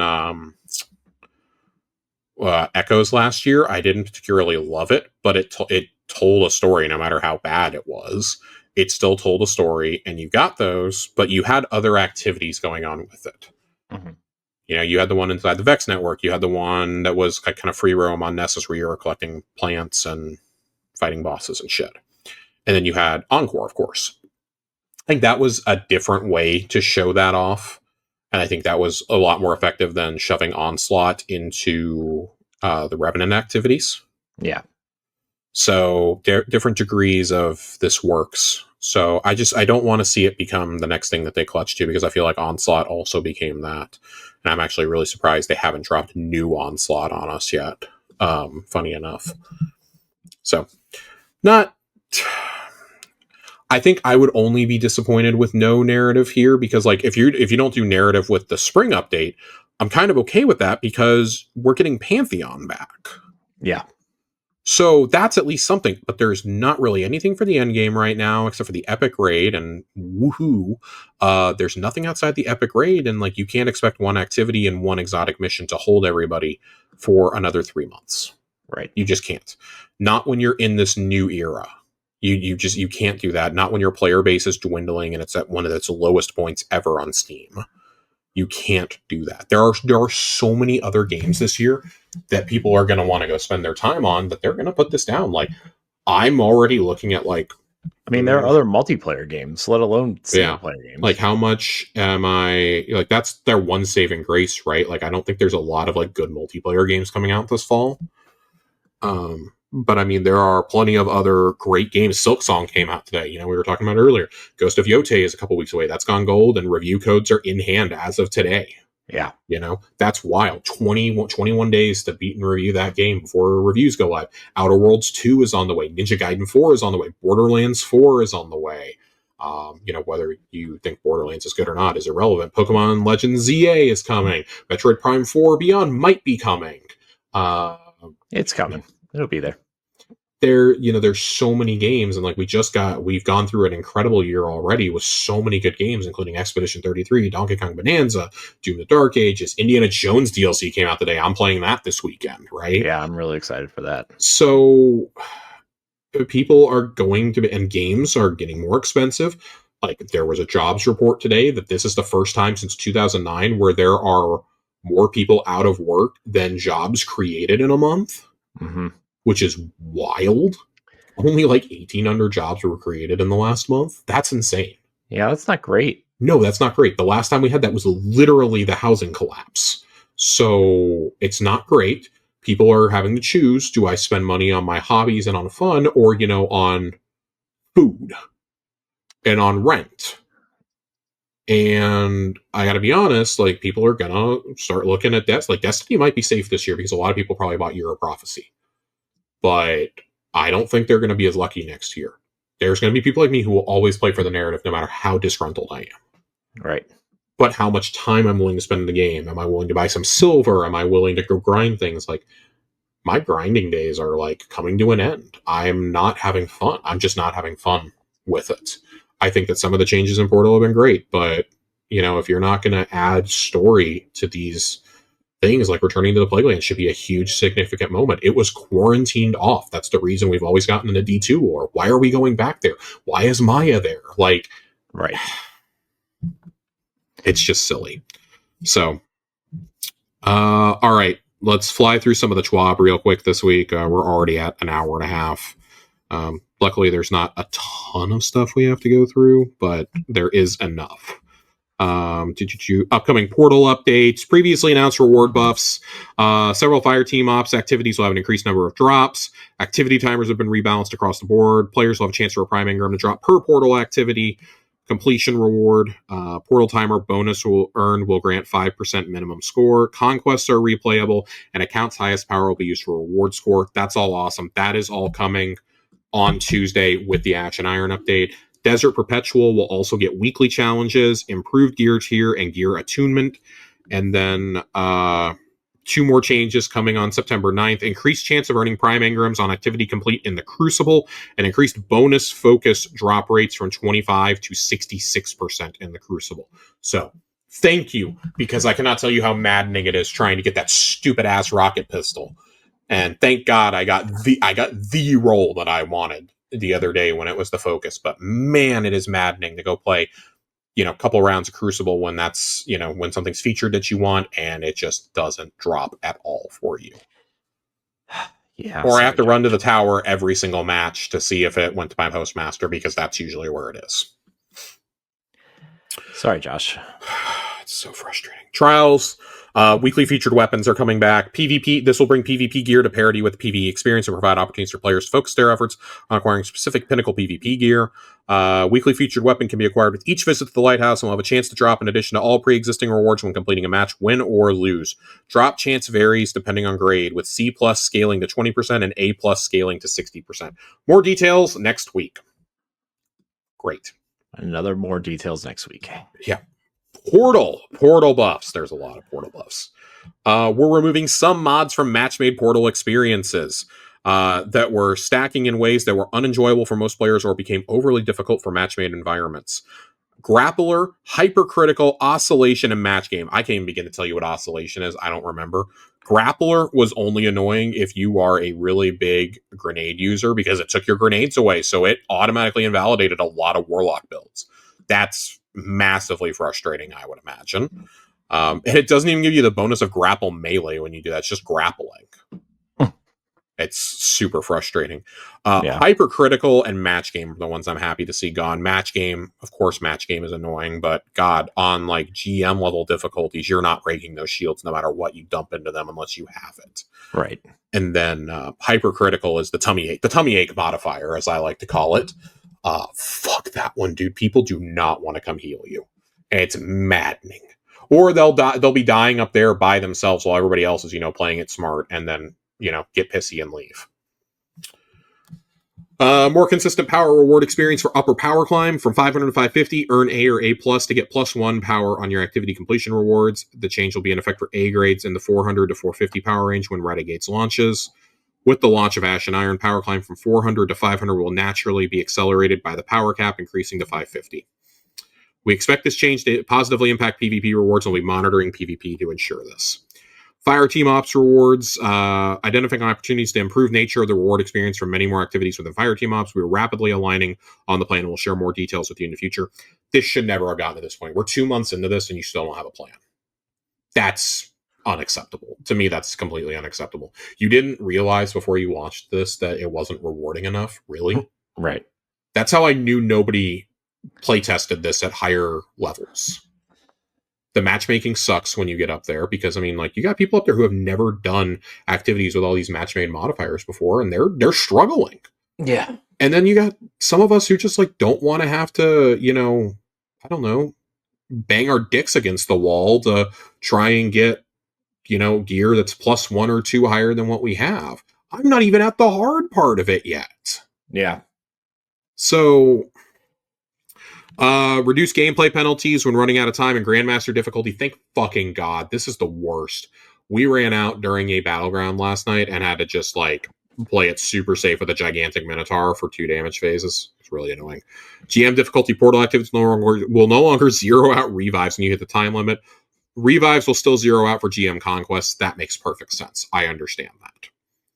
And make tier 5 rewards easier to earn in the portal. From 450 onwards, earn a score of 1.2 million or more to guarantee tier 5 drops from your activity completion. To confirm you'll be able to earn tier 5 before launching your activity, add modifiers and increase your reward score forecast until it shows a picture of a tier 5 engram and a score of 1.2 plus. As you go up in power, you'll be able to earn tier 5s with progressively lower grades. At 500 power, you'll only require a B plus for tier 5s. God, the next event where you can earn tier 5s cannot come soon enough. I'm starting to semi-consistently get tier 4s now, and it's just I really wish I had been to the point that I'm at during Solstice, so I could have gotten some tier 5 armor. All right, rewards. We have new rewards. Let's fly through these really quickly. Rewards and set bonuses. The shared pool, so these can drop from any activity. Mida Mini Tool, which is a revised lightweight submachine gun, so it'll be Mida Mini Tool Rev 1. That is solar, of course. Drang, adaptive sidearm, solar. Heliatus, high impact rocket launcher, Strand. Trials is getting 2 weapons. One of them is a returning fusion rifle that I think a lot of people have probably forgotten about because I legitimately do not think this has been in the game since Season of the Haunted. Burden of Guilt, which is the adaptive stasis fusion, and then Ever Burning Glitz is a kinetic rapid fire auto. So very excited for that one. Yeah, very excited for that. Iron Banner is getting an adaptive solar hand cannon called Finite Impactor. Pinnacle Ops, Forced Memorializer, a precision kinetic scout rifle, and Seraphine Haze. That's the SMG I was talking about that I saw in the trailer. Stasis Aggressive SMG, and hey, aggressive SMGs are getting that fall off buff. Solo Fire Team Ops, Redacted. Crucible Ops, Redacted. So I gotta think that these are gonna be Rasputin themed. At least I'm hoping. That's my copium. That'd be cool. I would dig that. I like the Rasputin Warmind theming around the weapons. I really wish they had revamped them at some point. I know that we got the Ikelos weapons revamped, but I would have really loved to have seen like a real revamp on things like the 7th Seraph suite. I know we got a couple of them. I think we got the AR and maybe we got the LMG. I don't remember off the top. Oh no, we got the hand cannon, I think. During Seraph, I would have loved to have seen those weapons. Like, these are all things you could bring back. Just slap a gear bonus on them. I don't know. Solo Fireteam Ops set bonuses. The Smoke Jumper Armor. At 2 pieces. This is the Despairing Souls set. Ooh. 2-piece, ride together, die together. When you pick up an orb of power, gain a brief period of rapidly decaying damage reduction. Kind of like that. I could vibe with that. I run the perk where when you pick up the orbs of power, you heal. I think that's a must for higher end content. And 4 pieces, too old for this. Defeating a powerful combatant with finisher grants you special ammo progress and replenishes a small amount of health. Don't love that. That feels really weak for a tier 4 bonus, personally. So we'll see. Other new armor suits, they're all redacted, but you're getting them in Crucible, Iron Banner, and a new set for the Raid. I'm very interested in seeing that we're getting a new Crucible Ops set. That's kind of fascinating to me. It made sense that we were getting one for Solo and Fireteam Ops because we didn't really have one. Mm-hmm. But us to get another Crucible set this quickly, interesting. They really want people to try to play some Crucible, huh? Dude, they need them to, yeah. I've already bitched about Pinnacle Op, Dungeon Lairs. Josh, I think you forgot to bitch about Pinnacle Ops. I'm not sure. I did not. Few more things. Ashen Iron's launch is going to have Fireteam Power will no longer adjust your score when below 300 power. This means playing with friends who are at lower power than you will improve their rewards, allowing quicker access to tier 2 gear. Discard has been added to the portal engrams when in the Postmaster, allowing quicker dismantles if desired. I don't know why you would ever do that, but okay. And then the Renegades launch. This is interesting to me. This is Renegades. This is at 9.5. Yeah, update 9.5, December 2nd. All legendary gear from Season Reclamation, which is Edge of Fate and Ashen Iron, will be included as part of Season Lawless featured gear. In other words, legendary gear currently with the teal featured gear background marker will continue to be marked as featured gear next season. All new exotics from Reclamation will also be included as Lawless featured gear. The new gear bonus will be changing for the Lawless artifact. Starting in Lawless, new gear bonus will be a flat bonus for all featured gear. It will no longer be tiered as it is currently, and Reclamation will be a max 5% damage for weapons and a max 10% damage resistance for armor. Great. They figured out that we were all circumventing it, and they already fixed it, but we were doubling up on the damage resist with the armor and armor ornaments, which was very funny. All right, we got one last pretty big thing to go through here, I would say, and then we've got 1 or 2 more questions to end on. This is one that has drawn a lot of scrutiny, and to be honest, I still don't know where I come down on this. Epic Raid update, release date, and world's first streaming requirements. So the Epic Raid is being delayed by a week. It was supposed to come out on the 20th, and now it's going to launch on Saturday, September 27th at 10 a.m. Pacific time. I understand that people are going to be really pissed that they probably made arrangements, like, maybe their kids are being watched or they took time off work. You're never going to please everybody, but moving to a Saturday as it stands, like, I think was a good move for them because, let's be honest, a lot of people have weekends off. Let's just call it what it is. There was never going to be a good time, and I think they were going to cater to the player base. And, like, let's face it, most of the people who are competing for a world's first probably play this game as their job. Yeah. Okay? Or they're a content creator or something. Okay? Like, let's be totally real about it, right? So I'm not super bothered by that, but hey, kudos, you're delaying it by a week because you want the best experience possible. I hollered and screamed about how DP should have been delayed originally, and it wasn't, and I think if it had been delayed by a week, it would have been a smoother experience for everyone, especially with the Encore bullshit. I think it would have been smoother for everyone, but I'm glad they're doing it here. But here we go. we've created new rules for the upcoming World's First race. I also think it's really silly that we're doing a World's First race for a raid that's already out, but when we haven't even had an interview in a TWAB with the team that got World's First for DP like we have for every other raid, but I digress. Yeah, but aren't they still dealing with like the cheating stuff? Not the World's First team. World's Second, they banned somebody, but not World's First. Oh, okay. No, World's First was clean. Get Snazzy Rock on the TWAB, okay? I need to know why you haven't interviewed my man. Get Snazzy Rock on Tower Casuals. No, God. These requirements are both for verification purposes to combat cheaters and to improve the overall viewing experience for our players watching streams. We will use this race to test out these requirements, and based on the outcome and player feedback, we will make additional changes to these rules in future races. The following will be required if teams wish to be in contention of being World's First. 1. Streaming is required. Oh, geez. Okay. We're off to a great start, but only one member of the 6 Fire team members has to stream. 2. The stream must be on YouTube or Twitch. 3. It's also very funny that they say YouTube or Twitch, so fuck you, Kick. I was gonna say, what are even the other platforms besides Kick? Like, I mean, like, let's be honest, probably a good thing that you're kicking Kick out of here. Rumble. 3. I mean, you can technically stream on TikTok. TikTok streaming actually really facing a huge uptick, funny enough. 3. Stream must be set to VOD. 4. If team member wants to hide portions of their screen, they must use the overlay provided by Bungie and cannot use additional overlays to block other portions of their stream, even as a joke. 1. This stream overlay will hide portions of their screen during the completion. Or during the competition, not completion. 2, expect this to be published in the coming weeks. It may be edited to add your branding/face, but no additional gameplay content may be covered. 3, if you wish to compete yet have no desire to cover your screen, awesome. Don't worry about it. 5, the team member who streams cannot black out or hide their screen or portions of their screen outside the provided overlay. 6, game audio must be on at all times, but players may mute their voice audio. Oh boy. You know, Josh, the first thing that I think of when I'm doing a really intense competition is I'm going to jokingly hide my screen. You know, I'm going to play a joke. I mean, so here's the thing.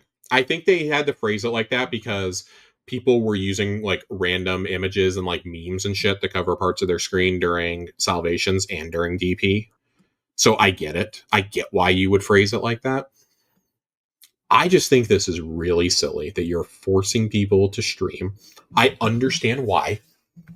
Because you think it's going to help you combat cheaters and this and that. That's great. Maybe actually have your security team work on a weekend for once. That would be a great start. I just don't you have to use their overlay. That's so weird to me. I can't wait to be watching Datto do the raid and have like a fucking Destiny logo right there on his screen. I can't fucking wait. And with knowing my luck, it's going to say, click here to check out new Eververse items. Jeez. It's going to be like the Portal. They're just going to put the Portal screen on there. That's what you're going to watch for the whole World's First. First. Defeat the Portal. Defeat Tess Everest. I think this is the dumbest thing. This is so silly. Like, if people want to black their screens out, let them black their screens out. I understand from DMG's point of view when he was tweeting about it. Like, basically, we don't want memes everywhere. And he showed an example of, like, what they don't want to see. But you also have to understand how hyper-competitive this community is. I think you have to accept that some people are not comfortable streaming or being viewed, being watched. Maybe they don't have the capacity to stream.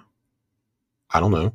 Like, there's a lot that goes into it. I know, like, on consoles, like, if you stream from console, it will sometimes affect your performance. Mm-hmm. And God, that's a thing going back to like Beyond Light. So, I mean, that's a thing going all the way back to Xbox One, right? When they first implemented it. And sure. But having the streaming capability built straight in and whatnot, you have to use stream overlays and things like that. Sorry, PlayStation 4 users, you can't stream to YouTube. This is kind of like, this is a little bit. I know you can do it, but it's gonna be a little bit more fucky for those trying to do it from console. And I mean, let's be real, you're not getting World's First on a console. I don't like this. I want to know like what the stream overlay is going to look like. I think this is really silly, and like your game audio has to be unmuted too. That's an interesting thing that I probably don't think should be enforced. That seems like a strange thing just because I feel like there's so many audio cues in this game, right? Like I feel like, now you have to have scouts. If you're trying to take World's First seriously, you have to have the best scouts you can possibly find, because now they have to go listen to and watch all these streams instead of just being like, oh, well, I think this is what Data was trying to do, or I think this is what Scara was doing, right? Like, right. Now you have to actually have people in there listening to those streams and having those streams pulled up, and you got to pick and choose. I mean, it really comes down to like, did you get good scouts or not, right? Right. It's the speedrunning community and the World's First community are just wild things when you start like interacting with it. Yeah. People who actually take this stuff seriously and like actually have a shot at doing it are on another level than me. We're the tower casuals. Like, I'm not. We get more casual by the minute, Josh. I'm telling you. Yeah. And I mean, like, it's worth noting this is for the people who want to do the race. They're the ones who have to go through all this. It just feels like this is deliberately antagonistic towards what is like a significant part of your player base at this point. Mm-hmm. And I mean, like, I don't know. Maybe you should have taken care of the banning from the World's First DP runs like a lot sooner than you did. There's no reason why they should have ever made it to the leaderboards. You're going to tell me you didn't have people reviewing completions? Like, you cannot seriously tell me that you're going to have people watching every single clear during the World's First race. You cannot seriously tell me you're going to watch every single VOD for, all those hours. I mean, that seems like A, a waste of resources, and B, just like, it's... Look, I understand you want this to be kind of like a clean thing, but also like, come on. I don't know, man. It just seems like a big waste. Also, like, this is really fucking silly. Yeah. Like, there's no other way to say it. This is fucking silly. Yeah. There's that aspect. There is, in fact, that aspect, my friend. I think this is so absurd and ridiculous. I don't really have anything else to say. And I think, again, like, there is a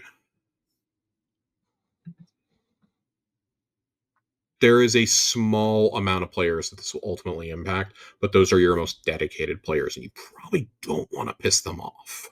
Right. So. Yeah. I mean, those are the people that are keeping your game alive, essentially. So, I mean, not essentially. They are. That is your most visible player base at this point, is the people who turn out for day ones. I mean, so, as much as I love Destiny, I have not been keeping their game alive recently. So, not gonna lie to you, Josh. I have been, but it's been a bit of a struggle, as you guys may have surmised.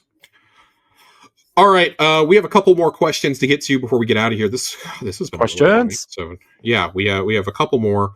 Jiggly Panda wrote in last week, and I wanted to address their question because obviously we did not do an episode last week. Do you guys think Destiny should do another crossover wave with Fortnite? I really need a Cade skin. I'm actually surprised they didn't do it with the final shape. I 100% thought they were going to do it with the final shape. I think if you didn't do it with final shape, you're probably not going to do it now. Yeah, I mean, why would you now? I mean, then again, we just got a Deep Rock Galactic skin in Fortnite, so what the fuck do I know? Like, I mean, I think that like there's probably still a chance at it happening. It's all kind of in Sony's court at this point. Sony seems to just like getting that extra revenue. So are they waiting? They might be like, the first wave, and this will forever be funny to me. The first wave was Zavala, Ikora, and Elsie. Yep. Why wouldn't you just put Cade with them? I think there was this idea of like, will Fortnite players know who Cade even is? And my answer is yes. He is the most visible character from the franchise. Do they know who Elsie is? Probably not. But she was in a lot of the marketing at the time. I understand that, but like Cade Yeah. has been the face of the franchise, still is the face of the franchise essentially still, right? I mean, He is. He 100% is. and I think he always will be, even if this game survives another decade. Like, I mean, there's a reason why they came back, right? Like why they brought him back. Yeah. This was back in 2022 is when we got those skins, by the way. Yeah. So 3 years ago we got those. Almost 3 years to the date since those were put into the game. Yeah, they just sold them again like a couple weeks ago, actually. I mean, if you were gonna, yeah, they did. It lined up exactly with the Edge of Fates launch. Mm-hmm. If you were gonna do more skins, I would say Cade and Drifter are probably the only two that I would do. Maybe Crow. I mean, yeah, but then you would have two hunters and not another warlock. Josh. Who fucking cares? Who fucking cares? Nate, tell me another warlock besides Osiris in this game. When's the last time you saw another warlock running around? Yeah, I mean, I think you could probably get away with doing two more sets. It would be Cade, Drifter, I would say Osiris and Saint 14 and Shax, and I guess Shax. It's so funny. Shax is like so known by people, but does absolutely fuck all in the games. Yeah. It's so funny to me, but then it's like, well, what if you did non-human characters? Like you could easily put Varix in. Dude, put Mithrax in. Put fucking Mithrax in. Put Keitel in. I don't care, you know? Put Callus, on the sex barge in there. I don't care. Oh my gosh, if you're Callus, what if you got his throne as the floating thing that you fly down on, your little glider? Oh, that would be great. That'd be great. Give me a fallen skiff. Give me a fallen skiff. Let me run around as Crota. I don't care. Oh my god. Dimensions don't matter in this game. Could you imagine if it was Crota, Oryx, and Savathun running around? Oh god. Zivu Wrath, always the bridesmaid, never the bride. Yeah. So yes, I do think you will probably get them at some point, but I could even see it being like part of like a PlayStation Legends set or something that they just toss Cade into and say good enough. Also, low key, I would like Lodi before a lot of those characters. Give Lodi a fucking gun, man. I mean, look at all the nonsense characters they gave statues to. They might as well. It's true. Honestly, I feel like Marasov would be in line to get a skin before anybody else. Yeah. I feel like you could reasonably do a pack of Cade, Drifter, and Mara, and nobody would complain about that. I think every other character, there would be some degree of complaining. Yeah. Maybe not Saint and Osiris, but like there would be some degree of complaining. I think the other three, pretty universally, everyone would go, yeah, that makes sense. And it would kind of fit those class identities too. Mm-hmm. So, Titan. I would take a Saladin skin with the axe as a pickaxe. Titan writes in and goes, not a question, but big sad for no Siva weapons or fashion. I would say, wait till Tuesday. There's always a chance. They're not going to show us everything in a 90-second trailer, so there is a chance. Plus, the Plaguelands is where Siva's quarantined, right? I mean, that being so, well, I mean, I think we actually actively destroyed Siva at the end of Rise of Iron. I don't know. It's been a very long time since I played Destiny 1. Who can say? I haven't slept a lot since then, but I've slept enough and I've definitely drank enough that I do not remember a lot of what happened in the post-game of Rise of Iron. Who can say? Nobody knows. Who's to say? But I would say don't lose hope. Keep like 5% hope, maybe. Outbreak perfected 2.0. Oh my god. No, we got that last year. They gave me rewind rounds on like the best gun in the game already. It's great. Fox. So I said I was going to get to Fox's other comment. As a follow-up to Titan's statement, there's a slim likelihood we can get Siva-themed cosmetics. However, the Siva hype train left the station forever ago. We will never see any affinities tied to Siva. So I take affinities to mean like no damage types. I think you could still do Siva weapons, but like make them solar. That's what I would. Solar or kinetic. Yeah. And I like we've said this 100 times on the show, but I think Strand was like the equivalent to Siva. Like that's what you're probably getting. Right. I mean, probably. Could I be wrong? Absolutely. But from a narrative standpoint, I don't think it'll serve any purpose to have anything of the sort of outside of Outbreak. I can see them reprising some of the Siva-themed weapons from Wrath of the Machine, and that's as far as they go. Yes, Finn, I know you want a Siva Trace. Yeah, I'll never stop hollering about needing an exotic Siva Trace rifle. I mean, you're talking me into it. I have been on this train since they made the statement years ago. If we bring back a raid and there's already an existing exotic from that raid in the game, we will create a new exotic. That was always my elevator pitch for Wrath of the Machine, because I was clearly the only raid they were ever talking about. Mm-hmm. It was the only one they were ever talking about. And I was like, Siva Trace rifle, just give it to me. That's the only weapon that would have made sense, is a Siva Trace rifle. Or like maybe a sword where its blade is Siva particles. Those are the only two things that would ever make sense to me. I can't get fucking shit. I can't have fucking shit in this game. Tummy aches, 550 power grind, covering up the screens during World's First, no Siva exotic trace rifle. Corey, where does it end? Where does it end? I'm going to tell you, Josh, I don't think it ends. I don't think it does either. I think Destiny's just a cycle of pain. That's so the world shall know pain. Oh God. I watched a lot of Naruto the last 6 months. The 6 Paths of Pain. It's great. It's great. If you watch Naruto, you know what I'm talking about. It's great.